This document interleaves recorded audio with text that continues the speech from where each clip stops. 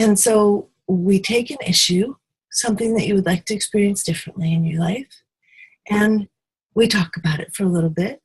And then we invite you to choose from the people that are there, to choose the people who seem like they would do the best job representing different aspects of your question. So if your question is about your relationship with your mother, you choose somebody to represent your mother.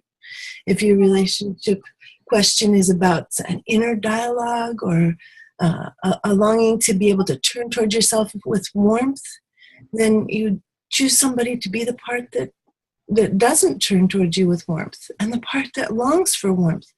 What is this relationship? There's something about constellation work that lets us move into the fractals of being human. It lets us take a look at the large and the small patterns and see the ways in which our attachment relationships affect our present day intimacy, or allow us to see how old buried family patterns affect us.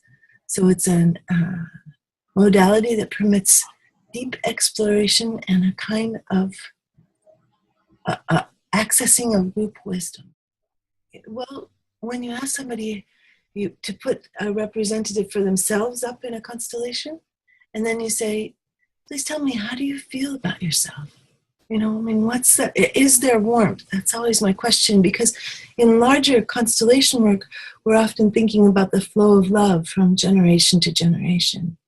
And so then is the flow of love reaching the seeker? Is the seeker aware that support is possible?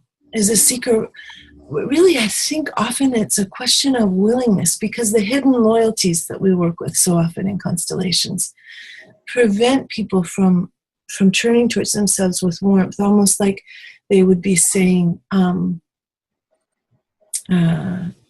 I will not like myself because, Mother, you were not able to like yourself, and I will not leave you alone.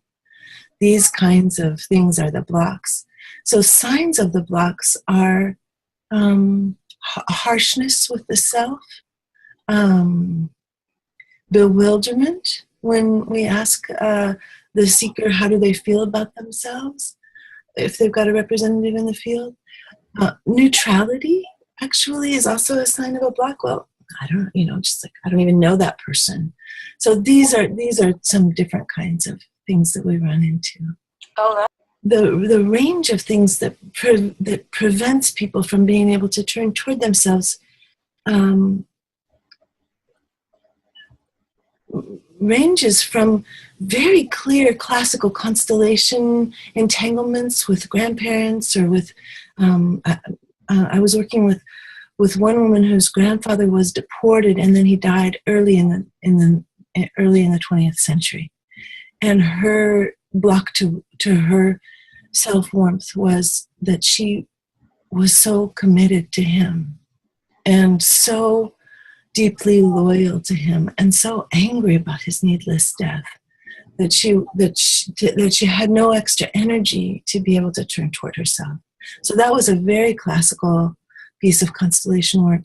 But others that have been less classical were, for example, I was working with a woman who experienced some drug addiction and didn't want to turn fully toward the self, because if she turned fully toward herself, she was worried that the drug addiction would come back. So there's a way that we'll kind of, just like families take parts and put them outside the family system, exclude them in order to hopefully make the family work better. We take parts of ourselves and put them outside of our own internal system in the hopes that we will work better. So how do we, figure out which playing field we're in a way, is one of the questions that I'm so interested in. And what do constellations show us? They are magical unfoldings